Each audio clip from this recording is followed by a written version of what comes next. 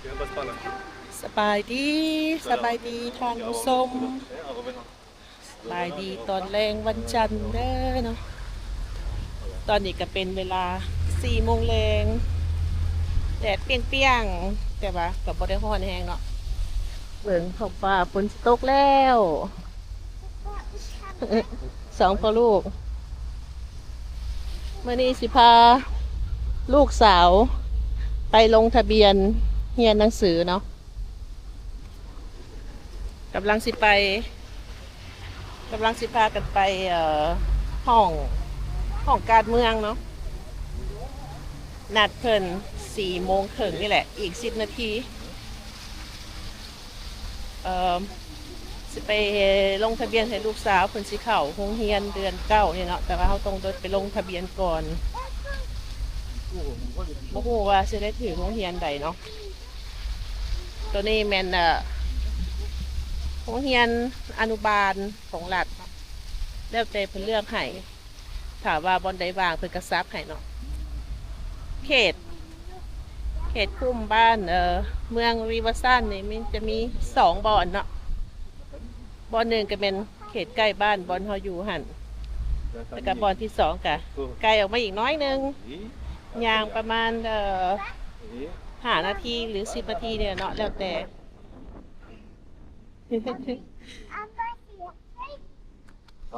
คือสบายดีค่ะคุณส้มเลยลูกสบายดี เดี๋ยวจักหน่อยก็ฮอดแล้วเนาะตอนนี้เฮากันย่างมาฮอดบอนห้องการเมืองแล้วเนาะนี่แม่นห้องการเมืองของเมืองรีเวอร์ซันเนาะหรือเฮาเอิ้นว่าแมรี่นั่นเองเนาะ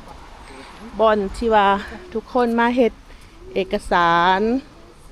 เรื่องพาสปอร์ตเรื่องแต่งงานบ่าถ้าคนสิมาแต่งงานก็เฮ็ดหนังสือก็แต่งขึ้นอยู่นี่เลยเนาะใส่สุดใส่สุดสีขาวเขาเจ้าว่านะมาขึ้นพิธีอยู่บนนี่เลยนี่เนาะของจันแมรี่เพิ่นเอิ้นอีกคำศัพท์หนึ่งมันยังเกาะวินยังเกาะวินเดอโอแตนเหมือนปะโอแตนเดอวิล ว้าวกับบ่ถือก โอแตนเดอวินนี่เนาะ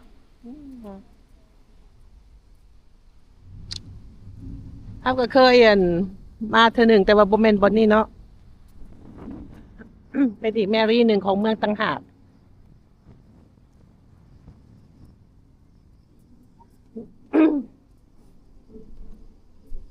โอเคเฮาก็สิเข้าไปทางในกันเนาะบ่ได้ถ่ายให้เบิ่งเด้อแล้วก็สิเว้าสู่ฟังเนาะหลังจาก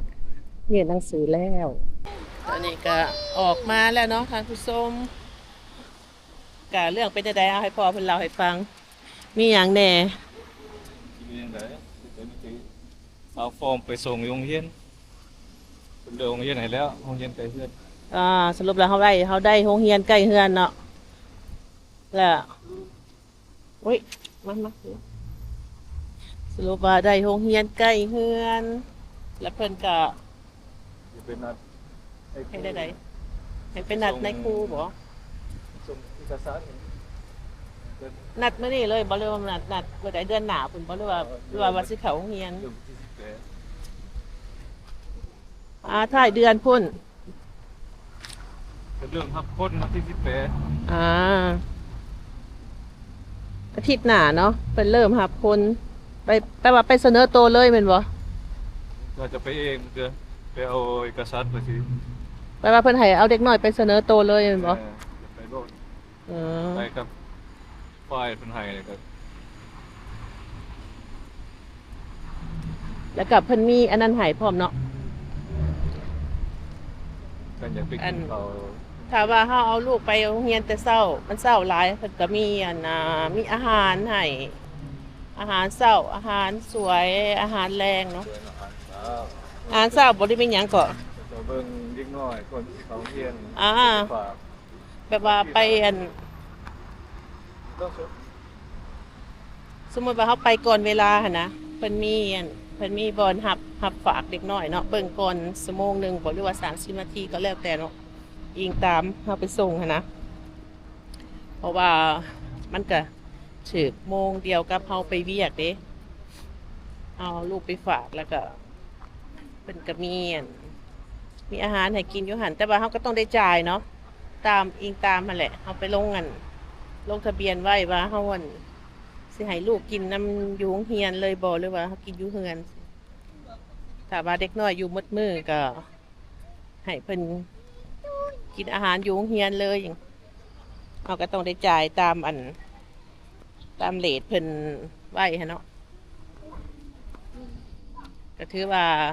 เรียบร้อยในการมามาลงสื่ออยู่ใน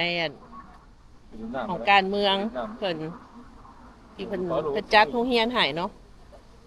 มิตรว่าตอนนี้เฮาก็สิไปเบิ่งโรงเรียนนั่นแหละเนาะโรงเรียนเพิ่นตัวจริงหั่นพากันย่างไปเบิ่งว่ามันไกลส่ำใดก็บ่ได้อันนั้นดอกฮู้คร่าวๆหั่นนะบ่ได้ฮู้ตัวจริงว่ามันเป็นสำหรับโรงเรียนประถมหรือว่าโรงเรียนอนุบาลหั่นนะเพราะว่าเฮาก็แค่ย่างกายซื่อๆเนาะว่าว่ามันแม่นบ่นี้สิก็เพิ่นว่าอาทิตย์หน้าจะให้ลูกไปเสนอโตวกับโรงเรียนเลย เสนอโตวแล้วก็วันนี้ก็จะกับบันทอดพืชของโรงเรียนก็จะกระซื้อหายมาเลยได้เนาะวันนี้เนาะแต่เพิ่นก็สิแนะนำตื่นเนาะปัญหาของลุงเฮาตอนนี้ก็คือ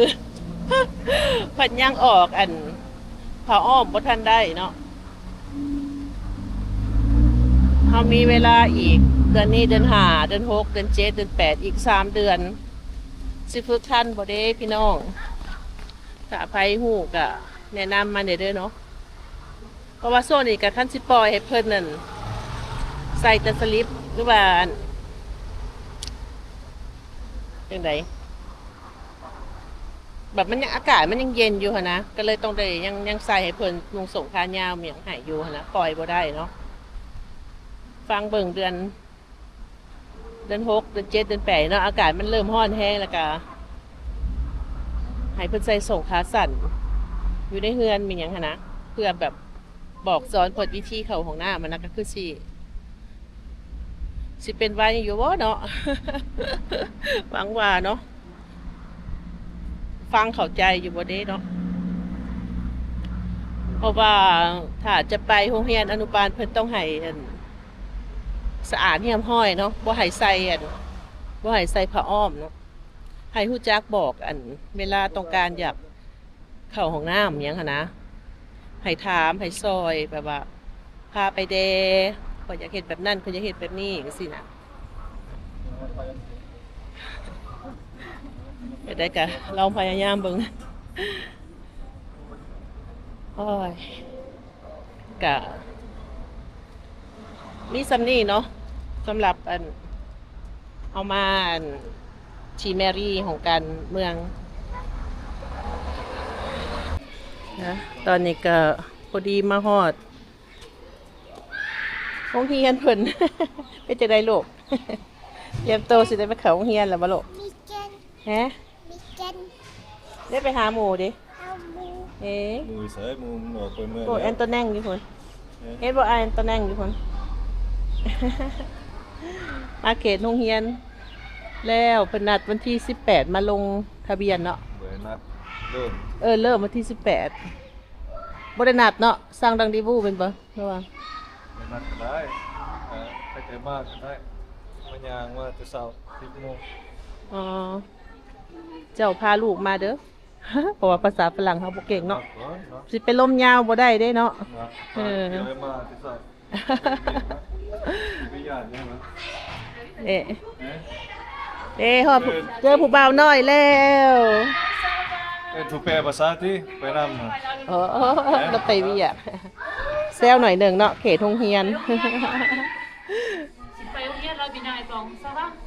ปีนี้เลยแถวเดือน9เข้ามาลูกรถมาเลยลูก ไอ้ปองมาแต่จังมง เข้ามาตอนนั่งรถมาลูก บอกเลยเอาตุ้งเพชรอยู่ อ่า ตัวที่มาจุดมาเย็นเนี่ย โอเคทุกคน